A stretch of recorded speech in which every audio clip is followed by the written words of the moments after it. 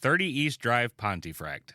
Type it into Google, switch to Street View, and what you will see is a 2-story brick council house circa the 1950s. It is a boxy, architecturally unadorned, cookie-cutter structure in a neighborhood where the streets are lined with countless other houses of the exact same design. To look at, it is as plain as unbuttered toast and modest to the point of being mundane. But looks can be deceiving, and the nothing short of nothing special house is proof of that. For hidden inside the unassuming structure lurks something unusual, something unexplainable, something sinister. An evil entity that has been claimed to be the most violent poltergeist in Europe. An entity that has been making his presence known to residents and visitors of 30 East Drive, Pontefract for over 50 years.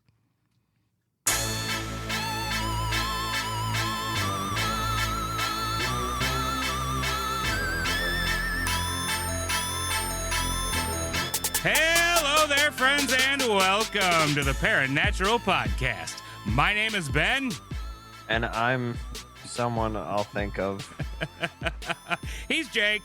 And tonight we're traveling across the pond for the first installment of our 3-part series on a particularly active and pesky poltergeist known variably as Mr. Nobody, the Black Monk of Pontefract, and Fred. Jacob, how you doing tonight, buddy? How the hell is Fred a scary name? We'll get there in part 2, actually. Well, I'm good other than that, ish. Well, that's good. That's good. How are you? Well, I'm doing pretty good. Glad to be off the spaceship and back with you. Yeah, I knew you were thrusting your way through the solar system to make it back. Yeah, I'm a little wore out, and with all the probing, when I fart, it sounds like a big rig letting go of the brakes. But other than that, we're good. We're glad to be back. At least it doesn't whistle. That way, they didn't leave something in there. Right. But I'm good for a couple other reasons, too. Oh? The first of which, before we get into the meat and taters of this episode, is we have a new Patreon member to thank. The F? So, we would like to thank Chris S. for supporting us on Patreon. Your donation really means a lot. We do appreciate the support, so thank you, Chris. Chris S. Chris S. What a man. He's a fucking badass, isn't he? Yeah. All bet right. He can bench press a car. He probably could. 2 of them at the same time. Go, Chris. Now, the second thing is we got our first voicemail.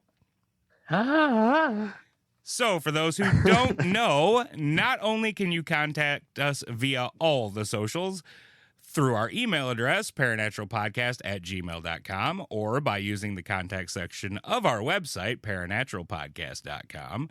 But if you go to our website and look down in the bottom right-hand corner, you will see a green button with a microphone. You click that button and you can leave us a voicemail. And if you do, not only will you make us really excited, but unless you say not to, we might play it on the show. So go to the website, click the green button, and leave us a voicemail. You can tell us how much you love the show. You can correct something dumb that we said.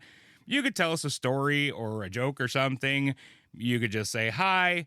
Or you can do something different, just like this listener who identified themselves as your mom did.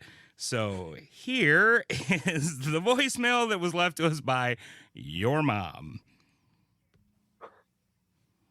Hello? Is this like the Paranatural Podcast? I have a pair of natural pods. No, Beavis, it's like, but it, goddamn it, it's like it's a podcast, man. They talk about werewolves and like fucking aliens, and they come down, and they swoop down, and they and, like bring you up. They're like, burn them with fire, fuck that, it's so crazy,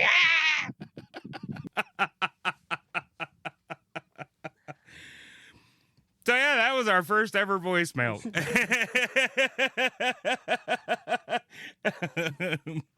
Very on brand. Very on brand. Your mom, you're awesome. That had me fucking dying laughing. Jake can't even talk yet. Hold on. Gave me a lot of inspiration for new episodes. I appreciate it. So yeah, if you guys want to leave some fuckery on our voicemail, you know how. Go ahead, feel free.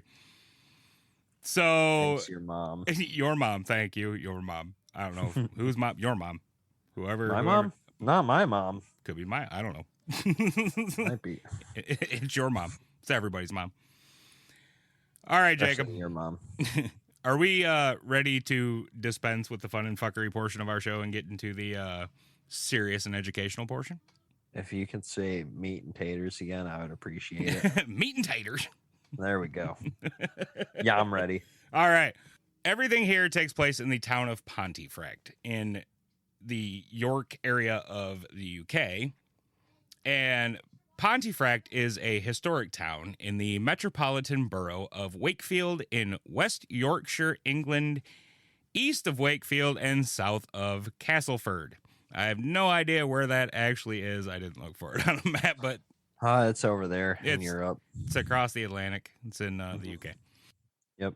Europe. Historically, it was part of the West Riding of Yorkshire. I have no idea what that means. It is one of the towns in the city of the Wakefield district. So now we very much know where it is if you look on a map. Pontefract's motto is Postmortem Patris Profilio, which is Latin for after the death of the father, support the son, which is a reference to the town's royalist sympathies during the English Civil War. People have lived in the area of Pontefract since the Neolithic period. During a pre-construction survey, they found what appeared to be an extension of Ferrybridge Henge, so it's like Stonehenge, but not as famous. The modern town sits along an old Roman road, and the name Pontefract means broken bridge in Latin. Between the years 954 and 1066, there were two Anglo-Scandinavian settlements, Tanshelf and Kirby, in what is now the township of Pontefract.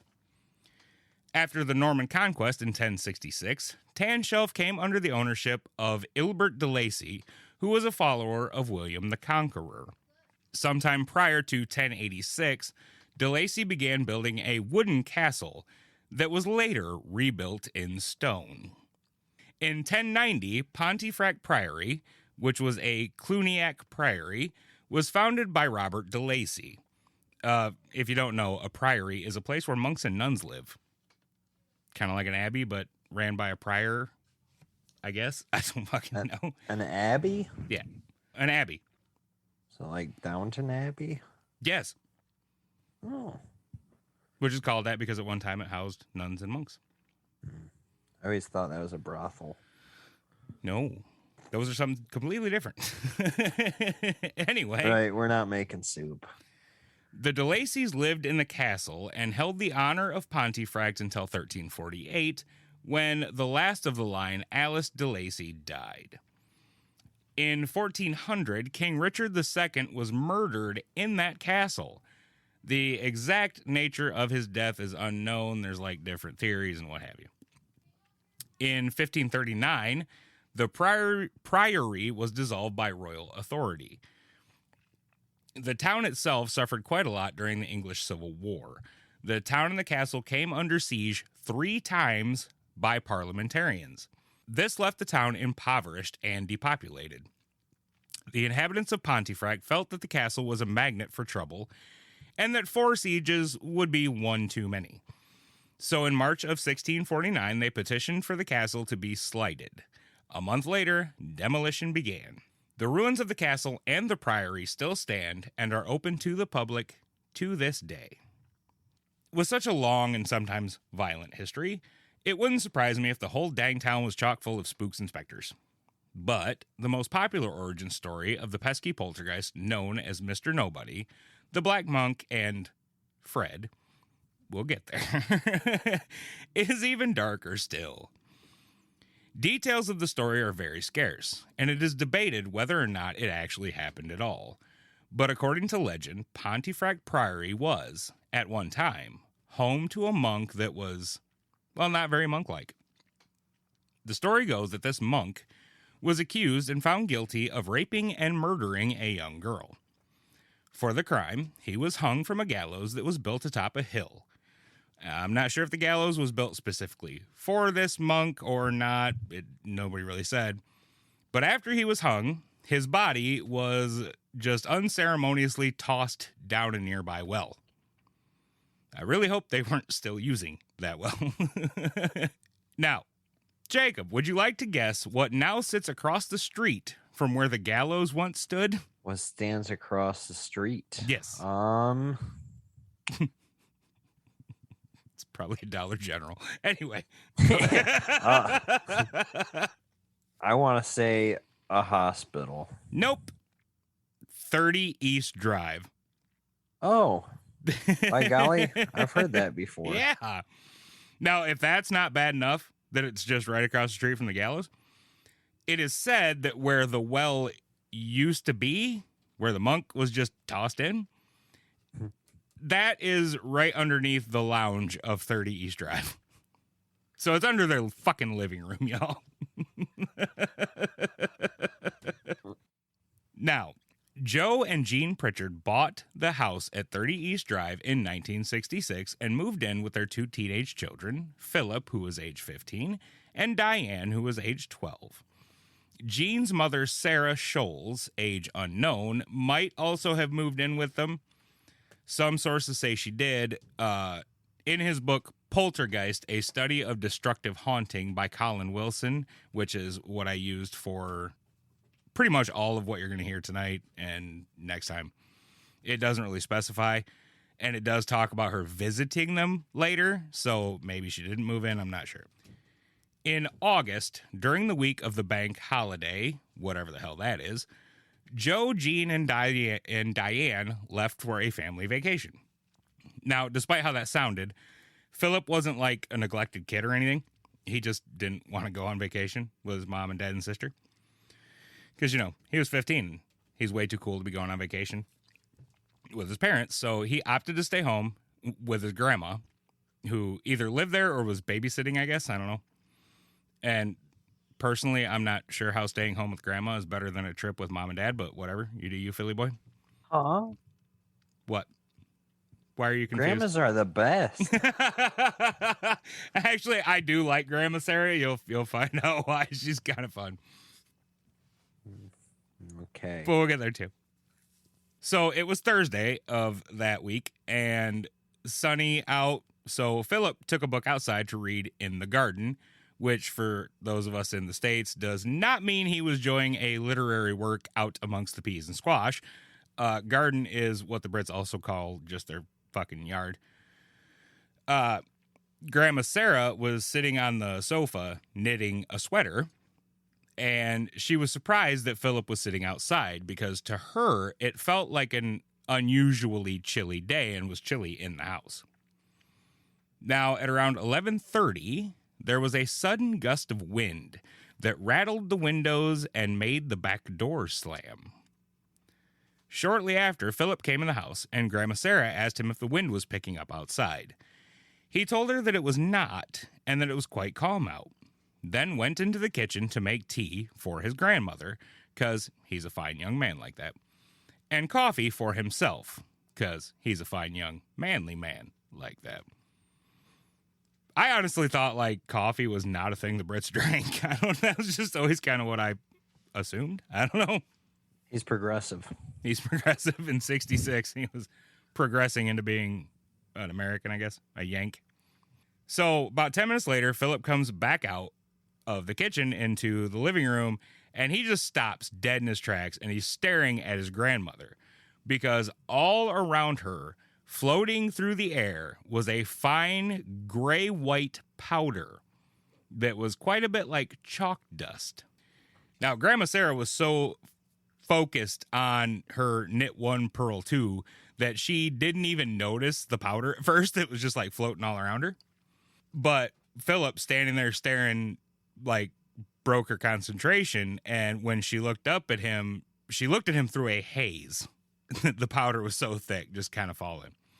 Now, naturally, being her grandmother, her first reaction was to think that whatever was going on was Philip's fault, and she asked him in an accusatory manner, "What have you been up to?" Philip, of course, professed his innocence and asked what the powder was. So they both looked up at the ceiling simultaneously, assuming that what was going on was that the whitewash was crumbling and falling down, because the ceiling had been recently repapered and, whatever. But the whitewash was fine. That was not what was causing the issue. That was about the time when Philip noticed that the top half of the room was actually clear, and that the strange powder was falling from a point below his head. And when Grandma Sarah stood up, her head was above this powder too. So yeah, it's like in the middle of the air. Like, it's not coming from the ceiling, it's not filling the whole room, it's just like halfway up, there's this weird powder just falling down. I think dear Philip had a vape. I don't think they had those back then, did they? Totally. No, I don't think they did. Oh. So anyway, Grandma Sarah was convinced that there was a logical explanation for the mystery powder. But neither she nor Philip could figure out what that explanation might be. So she decided to get another mind on the mystery and went to get her daughter, Jean's sister, Marie Kelly, who lived across the street. So she goes over there, gets Marie. Marie follows her mother back, who, according to Marie, now resembled a snowman. She was so heavily covered in this strange powder. And they go back across to number 30 to see what the hell's going on. When they get back, the powder is still falling from apparently fucking nowhere and had begun to cover everything in the lounge. So Marie looks around. She can't figure out where it's coming from either. And her assessment of the situation is, quote, "We'd better get it cleaned up," end quote. They better. They better, which, okay. Yes, you're going to have to clean this up eventually, but that's not exactly helpful in figuring out what is going on. Yeah. I don't know. They better clean it up. So Marie goes into the kitchen to get some cleaning supplies to clean up all the powder.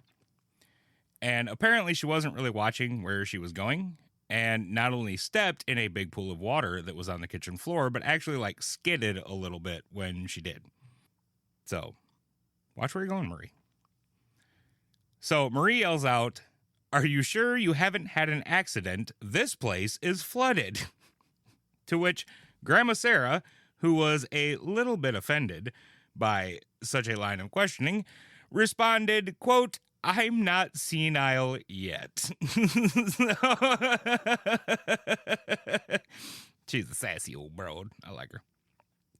So Marie grabs a cloth and she cleans up the water, which, okay, look, if you can just clean up the water with a cloth, like a dish towel, that's not flooded. Come on. Stop exaggerating, Marie. Must have been a hell of a cloth. I mean, it might have been like a sham wow. Maybe well, we know that'll drain the ocean. Right. So anyway, she grabs her ShamWow and wipes up the puddle, and she's wringing it out in the sink, and turns around and there's another puddle. So she goes over and she wipes that one up too, and boop, another puddle. Did she use the same cloth? Yeah, because it's a ShamWow. You just wring it out and it's good to go. Ah. Damn wow. So by now she realizes that these are new puddles and not leftover spills of some sort. And Marie concludes that the obvious explanation is that the water is coming up through the linoleum. So she gets a hold of a corner of the linoleum and just pulls the shit up to look.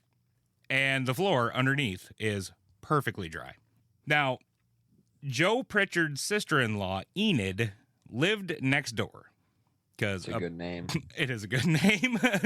But apparently the whole damn neighborhood is related to the Pritchards. So Marie lives across the street. Enid lives next door. Anyway, she heard the ruckus coming from the Pritchard household and came over to see what the hell was going on. And when she saw the water and shit like that, She got under the sink and shut the water off, but the pools of water kept showing up. Marie had to go home to make lunch for her husband, but when she did, she called the water board, whatever that is, and told them about the issues at 30 East Drive. And the water board said they would send someone out, and by the time that person arrived, the mystery powder had stopped falling and they had cleaned it all up. Now, of course, no samples of the powder were kept because they never fucking are. I don't know what you would do with it, but Jesus, fucking at least see what it is. You gotta snort it. You know, if it's flour or chalk, or I'd at least want to know what the fuck kind of powder it is. But no, they just cleaned it up and pitched it in the bin, and there you go. Now, the water board guy saw the puddles showing up and did his job and got to work figuring out what was causing them, or at least trying to. He, too, checked under the linoleum. I can't talk today. And because everything was dry, that ruled out like a broken pipe. He even checked the drains, like poked at them with a stick or something. And I guess that's how you check drains for cracks. I don't know. It was in the book. I don't know, whatever. Well, that's how you check possums for death. And yeah, but they can fake it. Drains can't fake a crack. But anyway, he doesn't find anything wrong with the drains either. So no broken pipes, the drains aren't leaking, nothing. So his conclusion was that it must be some sort of condensation. Now, since it had been an exceptionally dry week, everyone was of the opinion that that explanation was bullshit. But because these are British people, they were too polite to say so. And the waterboard guy just left and patted himself on the back, said I did a good job. I don't know if he did that or not. He probably just left confused and never thought of it again. He needs to. Now, about an hour later, the pool of water just stopped appearing. There was no more. It just quit. As soon as it begun, it just stopped. So Marie and Enid went back to their own homes, and Grandma Sarah went back to her knitting. At around 7 that evening, Grandma Sarah was watching a bit of telly when Philip said, "Grandma, it's happening again." The counter next to the sink was covered in sugar and dry tea leaves. And as they watched, the button on the tea dispenser pushed in apparently all by itself, and tea leaves fell out onto the counter. I want a tea dispenser. Just push a button. Philip and Grandma Sarah were struck speechless as something unseen pressed the button over and over again, continuing to do so even after the dispenser was empty. Eventually, Grandma Sarah's spunk kicked in and she screamed, "Stop it!"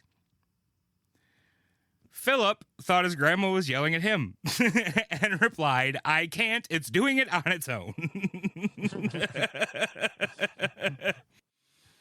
Now, no sooner had the words left his mouth than they heard a loud crash in the hallway.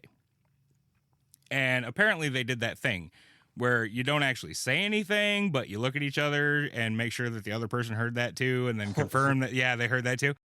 And so they go over and they're expecting to see like an intruder or something in the hallway. So they open the door with a healthy dose of trepidation. But the hallway was empty. As they stood there, wondering what the fuck, and staring into the empty corridor, the hall light flipped on. Both of them were so wound up that the click of the light switch was enough to give them a jump scare. The light switch clicked? Yours don't click when you flip them up? No. Mine click. They make a little clicky noise. And these might have been like turnstile light switches too, like click, you know, like the round ones. Well, I mean, like,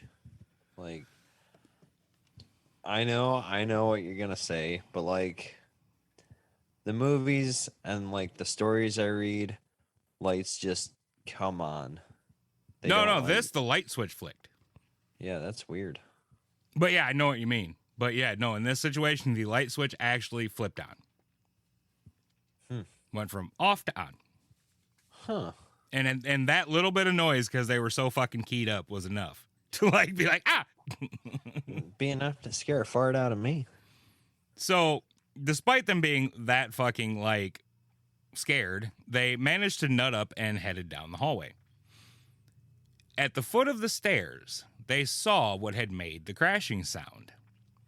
Usually, there was a plant that sat at the foot of the stairs.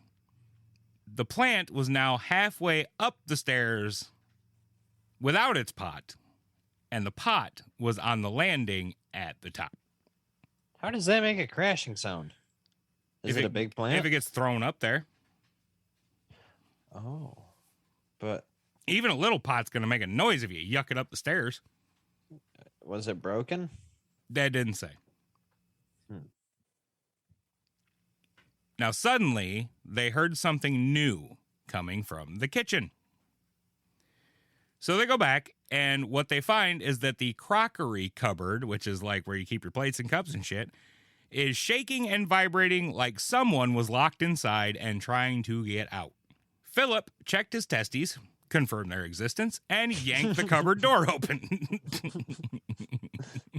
You said he's 15? Yeah. Attaboy. Yeah, he just yanks that bitch open like he had reached his fuck this point. They done dropped already. I mean, he's drinking coffee. That's what done it. Yeah. Now, immediately as he yanks the door open, the shaking stops. Cold dead. Boom. Done. And a banging noise starts up somewhere else in the house. Now, the noise itself was actually kind of an unalarming banging noise that Grandma Sarah had actually heard earlier that day. But she hadn't thought much of it because 30 East Drive is a duplex. So it's one building like split in half and everybody lives on either side. And what she thought was that it was just the neighbors doing some light carpentry work.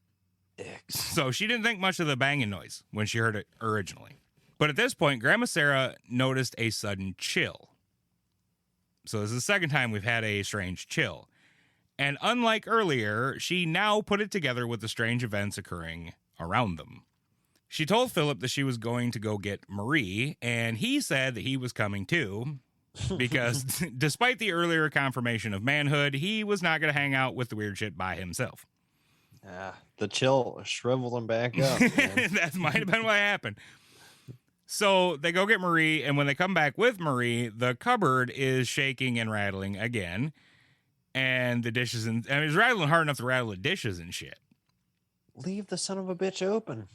So Grandma Sarah just decides to go next door and ask the neighbor on the other side of the duplex, who was a woman named May Mountain and her husband, if they had been making any banging noises or if they were doing any sort of construction shit, because the cupboard is actually on the wall opposite where the duplex connects, but still, maybe that might explain it if they're doing some shit over there. I bet he was a mountain of a man. He might have been. Now, May Mountain, which I just love the name, May Mountain, so I just say the whole thing, was actually a bit confused by Grandma Sarah's line of questioning because she told Grandma Sarah that she had heard all the banging and rattling and thought that it was coming from the Pritchard house. So she had no idea what the fuck was going on either. Now, by the time Grandma Sarah got back to her side of the house, everything had calmed down and Marie had made tea. With what tea? You just pick it up off the counter at this point, I guess. Gross. They're British. They probably got lots of it. They don't throw theirs in the harbor. You did promise history on this. So anyway, Marie makes some tea, and they hang out and they talk and chat and whatever until about 9:30. And Marie told Grandma Sarah and Philip to just come to her house if anything else happened, and she went back home.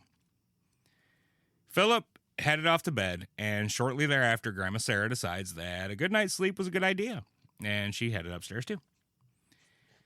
And before she turned in for the night, she did the sweetest, most adorable, most grandma thing ever, and went into Philip's room to kiss her grandson goodnight. Love this woman. Absolutely. Spunky and sweet, all at once. She's a good one. It's a grandma right there. Now, as she goes to kiss Philip goodnight, she sees his eyes are all wide and scared, and his gaze is locked on something over her shoulder. Ew. So she turns around and sees that the wardrobe in the corner of the room is rocking back and forth and, quote, swaying like a drunk man. Got chills when you said that. Now, this is not explicitly said, but I wanted to add it just because I had this thought, and I think it's not important, but it does, you know.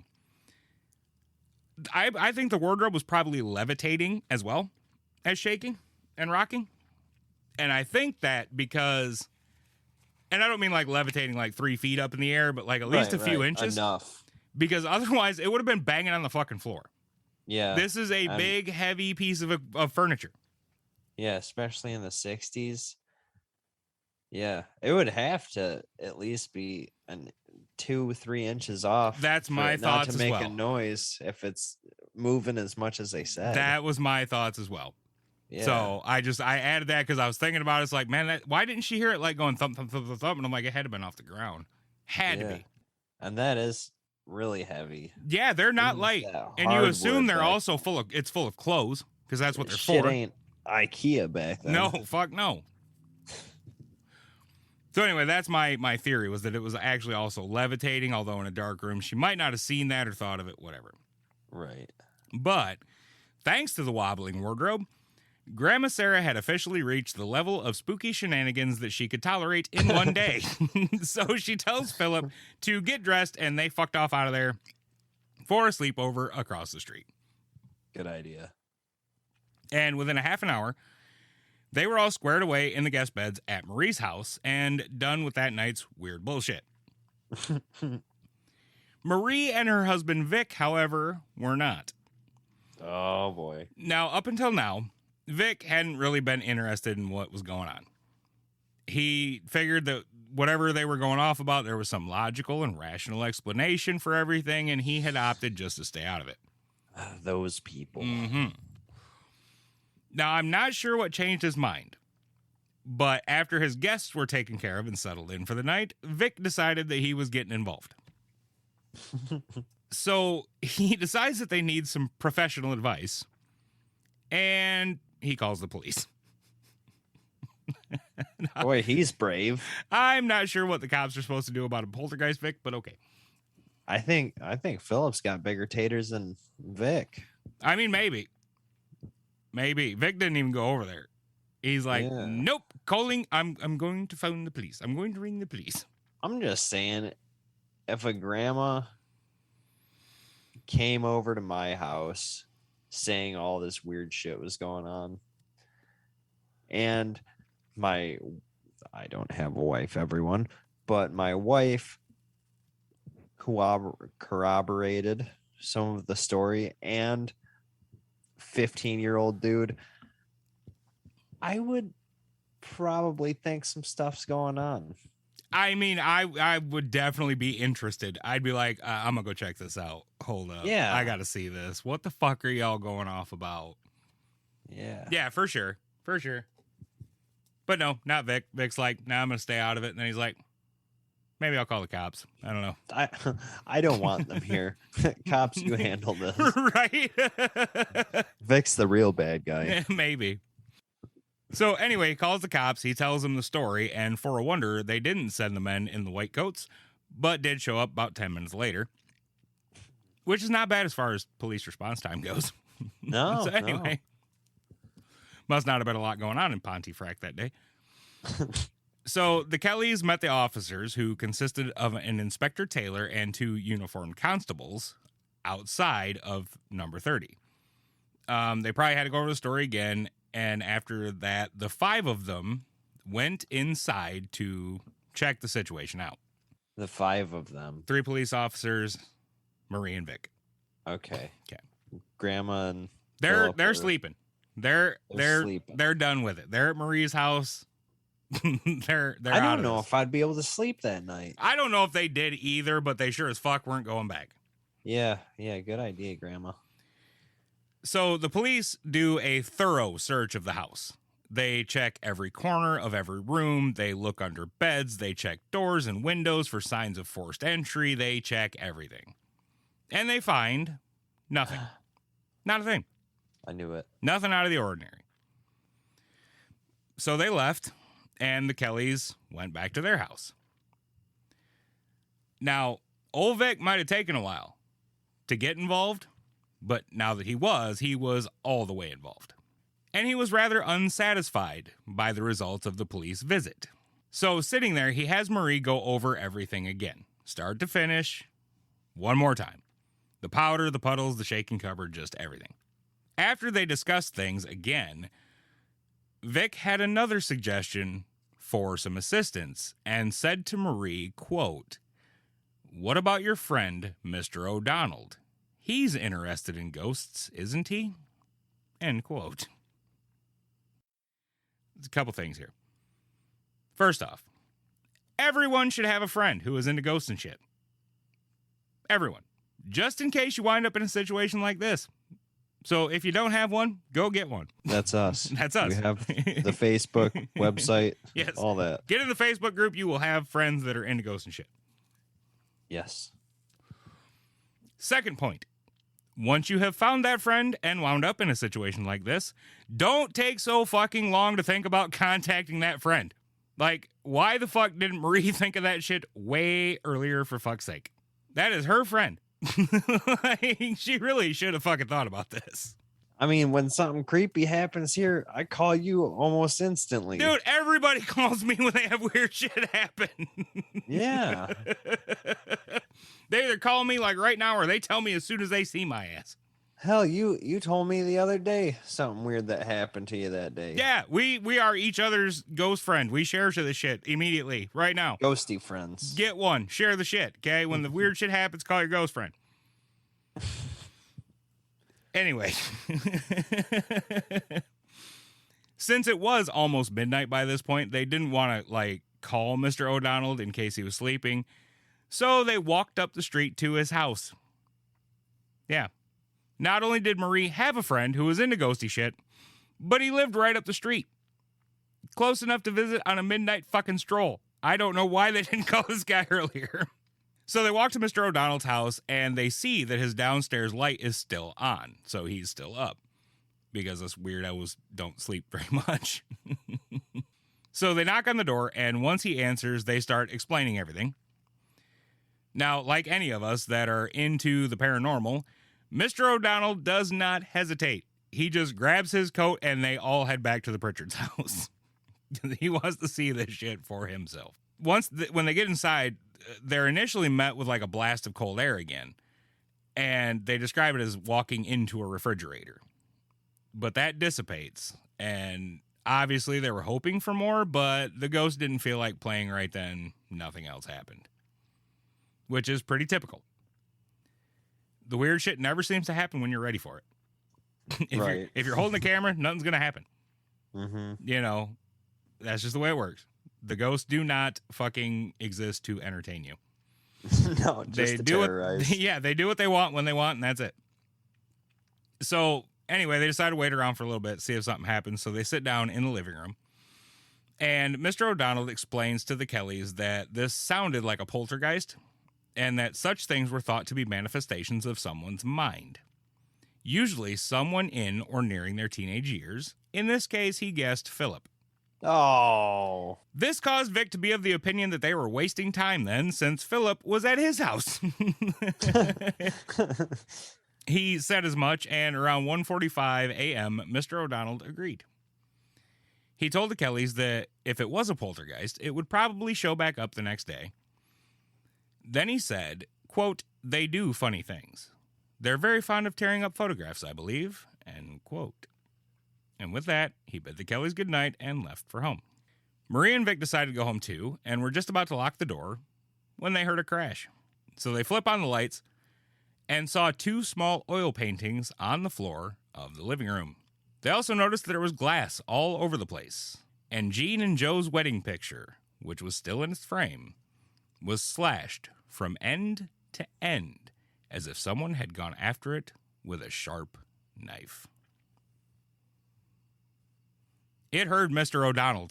Yeah, I don't think Mr. O'Donnell should have said something. It hurt him and decided to fuck with them. This motherfucker is sentient. So then, what? A ghosty middle finger, ain't it? Yeah. It's like, oh, he thinks he knows some shit. Watch this. Poltra finger. Yep, we like to slash shit, all right. Yeah. Yeah. So Grandma and Sarah and Philip go home the next afternoon, and everything's quiet. Nothing's going on. It was still quiet when Joe and Jean Pritchard got home on Saturday. So Grandma and Philip relay the story of what happens. And Joe, he's listening, and he's clearly suspicious that they were exaggerating some of the things that happened. Like, he believes them, but he don't believe them, you know? Yeah. So at one point, he asks what kind of knocks had been heard. And as if replying, there came 3 loud, distinct bangs. This was followed immediately by a cold wind that rattled the windows and blew through the house. So again, it heard them. It's listening, and it's fucking with them. After the wind and the rattling windows and everything else, everything went quiet again and stayed that way for the next 2 years. Oh, that's good. And that is where I'm going to end episode 1. We will pick this back up in episode 2 next week. Jacob, what do you think, bud? I think I already have to wait over a year for the new Stranger Things, and now you're making me wait for this. Trust me, it's worth it. It's a good story. If you think all of that was something, wait, that was just a warm-up. We got some real fun shit coming in episode 2, y'all. For some reason, I keep thinking it's not Fred, it's Gary. Gary? No, it's Fred. Yeah. Gary actually has the capability of being scary. Look at Gary, Indiana. Oof. Dude, that place is. Ooh, good God. Sorry if you live there. Get out. Move. I don't fucking know. Well, whatever. So, yeah, we're still on. Okay, so I promised Justin I would tell this story, and I kind of forgot last week, I think. If not, Benjamin, edit this out. But it's how I saved the world. So it was raining very hard on our 4th day of our mini vacation. And it was raining really, really hard. We were driving to the abandoned theme park, I think, yes. And so we had to stop. It was raining so hard. Also, I don't have a superhero bladder. So we go to a gas station, and a lot of people there. There's also, it's got a drive-through. I can't remember what delicious restaurant it was, but it had a drive-through. So there I am going inside, and I noticed this drive-through was particularly hasty with giving their food and getting rid of people, which is great. That's what we look for. However, I had to cross in front of them. So I try to hurry things up. And so what happens, I'm going to tell you Justin's story first, because his eyes couldn't keep up with what happened. Mm-hmm.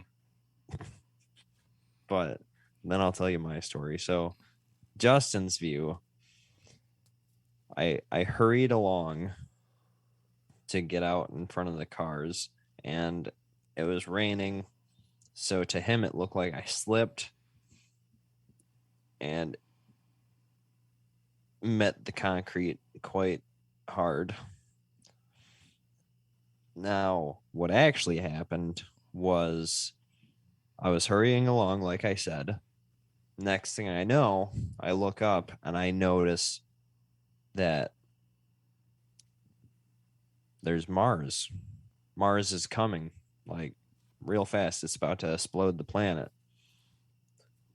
So it looks like I slipped, but I didn't. What I did was kind of got to where I could get all fours into the air and push this thing back to where it needs to be, right? And that's what I did. It came down and I pushed it back up, and that's why I hit the concrete with so much force. Basically snapped all my limbs in half when I did this. And also Justin dropped some pixie sticks. So while I was like right before I hit the ground, I grabbed those and I put them back in Justin's hand before he knew what was going on. And then I scuffed up my arm and my hip pretty good from the force of Mars. So yeah, you're welcome, world. That boy ain't right. All right, now thanks for that load of shit. What? You're sounding a lot like Justin. All right, everybody. I want to say thank you for listening. Join us next week as we go over part 2 of The Black Monk of Pontefract. And don't forget, visit us on the Facebook group. Join that thing. We're getting more people all the time. Until the next time, I will say good night. You guys are excellent. I love you. Good night.